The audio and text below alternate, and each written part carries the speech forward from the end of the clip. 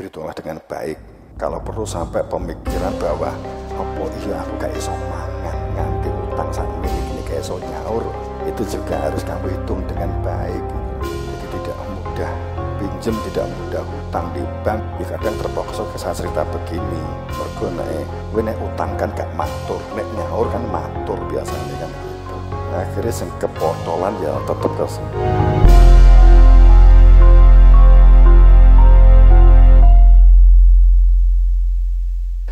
jamaah rahimakumullah. Jadi kalau kamu hutang pada saat jelas-jelas kita nggak ada modal, hadapi fakta, bisa berembuk. Sesuatu kehidupan itu tampak berat karena kamu menjalaninya mencoba sendirian. Kehidupan itu tampak berat karena kita menjalaninya itu merasa sendiri. Sehingga kamu mencoba mengangkat meja yang besar, kamu coba angkat sendiri. Tentu itu akan berat. Kamu ngangkat meja ini sendirian itu berat. Kamu ngangkat mimbar ini dewi itu berat. Hanya karena didhawuhi, iki dipindah rono, saya ngomong ke Ustadz Toha. Bendino ungkak ndek kene iki. Kesel balik neh. Engko di kamar, nek wis sehat, bar mangan ungkak-ungkek. Iki nyapa Toha? Nggih mereka nglampahi dawuh guru mindah mimbar niki. Itu diangkat sendiri. Itu kan namanya kan gagal paham kan? Itu menjadi ringan. Kalau teman-temannya kan dipanggil, ayo diangkat bareng, akan menjadi ringan. Kita tuh berat karena kita merasa sendiri. Kalau benda itu berarti diangkat, kalau masalah berarti dirembuk, kalau perihal berarti dimusyawarahkan, kalau program berarti dikolaborasikan. Itu kan menjadi ringan segala sesuatunya. Dan permasalahan itu biasanya kita itu kan mendramatisir sesuatu ya, dan kita juga terkadang itu manusia itu sering memutlakkan yang relatif dan merelatifkan yang mutlak. Ini akhirnya masalahnya numpuk. Masalahnya numpuk. Beragama kita saat ini itu juga di sini karena saat ini maka ambigunya besar sekali. Itu karena sesuatu yang mutlak itu direlatifkan, sesuatu yang relatif dimutlakkan. Jamaah rahimakumullah. Semua nabi rasul itu memiliki syariatnya masing-masing. Semua nabi rasul memiliki syariatnya masing-masing. Tapi intinya di dalam syariat sendiri sama. Kalau ajaran inti tentang kehidupan batin sama, tauhid.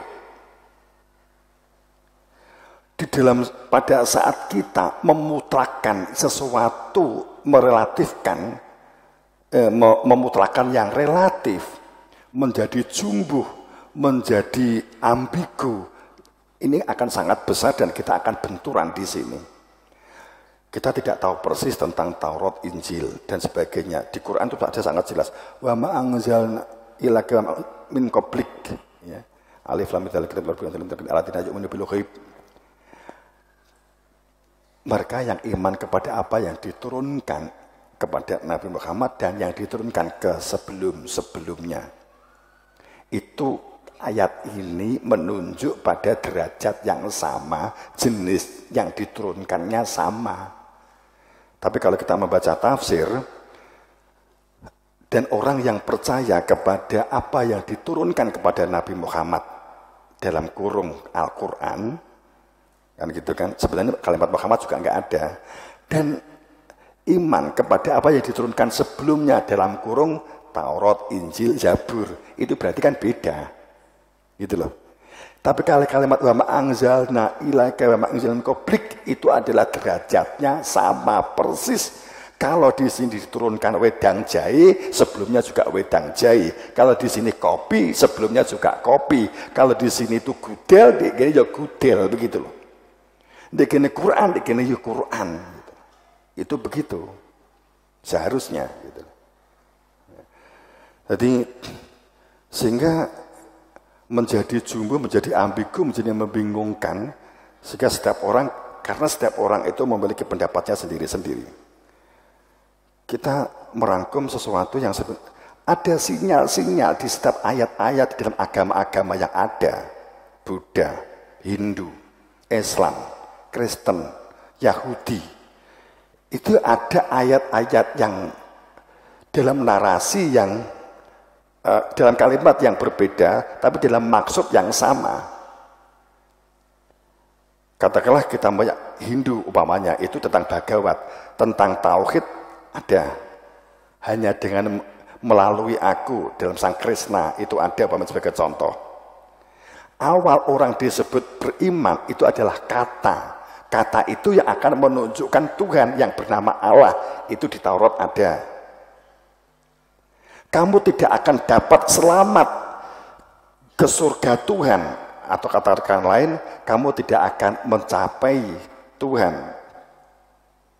kerajaan Tuhan, jika tidak melalui aku, jika tidak kamu dilahirkan secara ruh. Ada di Yohanes, pemakan begitu. Di Tripitaka Buddha ada. Di Quran banyak banget, hadis banyak banget.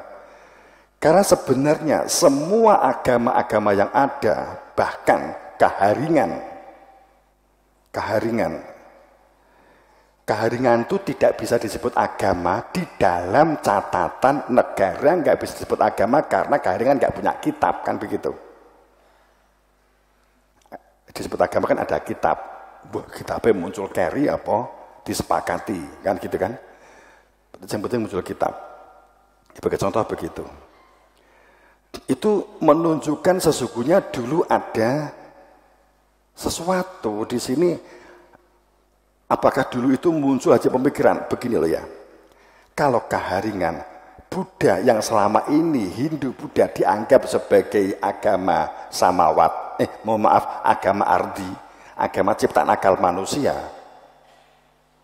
Logika kita akan berbicara begini. Kitab Upanishadnya ya, dan kitab Bhagavat, jika ini akal manusia, maka orang itu akan sangat hebat sekali. Saja begitu berpikirnya. Oke, kita nggak cerita begini. Itu menunjukkan sesungguhnya ajaran intinya sama. Pada saat sudah menjadi budaya, yang saya maksud budaya, yang megang ditiadakan, maka menjadi budaya. Saat kita itu zaman Mojopahit, maka kita adalah anggota Mojopahit. Kita berada di dalam kehidupan Mojopahit. Maka itu bukan budaya. Ada konstitusinya, ada aturannya. Tapi pada saat Mojopahitnya sudah tidak ada, kemudian disepakati, budaya yang ada itu dibukukan, kemudian kita jadikan sebagai kitab. Tapi Mojopahitnya sudah tidak ada, Hayam Wuruknya sudah tidak ada, Brawijayanya berhenti di Brawijaya 5, sudah nggak ada 6 dan seterusnya. Maka ini disebut sebagai budaya Mojopahit. Kan ini yang menjadi masalah. Saat sudah menjadi budaya, inilah akhirnya muncul yang disebut fanatisme, kultusisme. Padahal sesungguhnya linknya ini sama semua. Semua sama. Katakanlah pada saat siapa keharingan? Keharingan di zaman Nabi, katakanlah di seputaran Nabi Adam, yang koreknya begitu. Kemudian pada saat kita berbicara di zaman Nabi Buddha sebagai Dzulkifli, Nabi Hindu, Nabi Ishak, Nabi Ismail, kenapa nabinya nggak terungkap? Karena memang saat itu utusan, Nabi Ibrahimnya di tempat yang lain gitu. Dia sebagai utusan, sehingga nggak tersebut siapa. Sesungguhnya di sini ada Nabi Ishak kan gitu. Ya pada saat beliau ke Jawa, kemudian tersebut dengan Aji Soko kan gitu kan. Kemudian dia kan gak hanya berhenti menanami yang dikatakan dengan Raja Kalacakra, tapi kan juga menyampaikan tentang tauhid. Kemudian ini kan disebut sebagai Hindu. berangkat dari Hindu. Jadi nabi-nabi itu nggak selalu di Arab gitu loh, nggak numpuk di kono, enggak. Apalagi yang dikatakan di dalam Al-Quran kan banyak nabi yang hidupnya di antara pohon-pohon yang besar, sumber air yang melimpah, sawah yang banyak, biji-bijian tersebut semua di dalam Al-Quran, berbagai jenis ternak. Ini sing lengkap, sing enak ya Ndik. Kalau kita boleh ngomong Indonesia paling lengkap kan begitu toh. Nah, bisa jadi kan di Indonesia bisa jadi embuh tenane kan gitu kan. Nah, tapi pada saat karena kita sudah terframe, terstigmakan bahwa Nabi pasti di Arab gitu loh. Gitu. Tapi terlepas ini skeptis, kita tidak bermaksud ini. Tapi ada kemiripan tulisan ini itu menunjukkan ada sesuatu hal yang sama. Di Hibrin, di kitabnya orang Yahudi disebutkan, kamu gak akan mencapai Tuhan jika tidak melalui aku. Saya diutus untuk sebagai penyempurna. Ini ada.